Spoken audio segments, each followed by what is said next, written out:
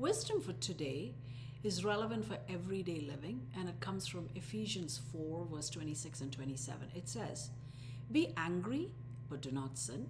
Do not let the sun go down on your wrath, nor give the devil a foothold." So wait a minute. Is God actually giving us permission to be angry? As a matter of fact, let's unpack that. He says, be angry, but do not sin.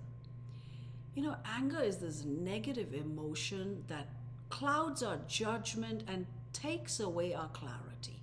And when we are angry, we don't see anything positive in the person or the situation.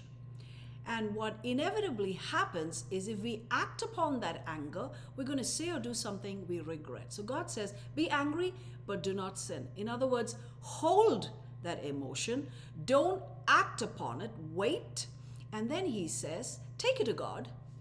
Take it to God, process it. And usually what happens is this anger that we are experiencing, ask yourself why you're experiencing that. Let me tell you something the enemy does. He puts triggers inside of us. He puts triggers in people, and then all he has to do is push that trigger and he gets you. Push that trigger, and each time he gets you. So ask yourself, why was I angry in the first place? What is it that triggered me? Or perhaps there's a history there that needs healing.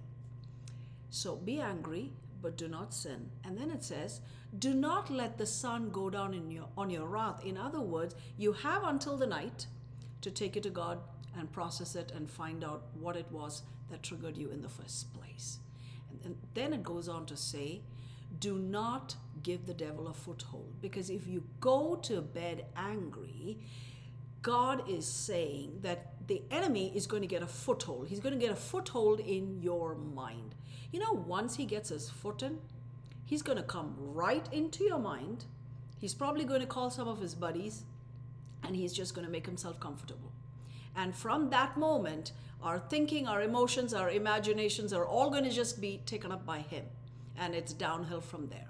So don't allow him a foothold. Before the end of the day, make sure that you process it. And the empowering thought is that God, when he tells us to do something, he enables us to do it, which means we have the ability to get over anger before the end of the day.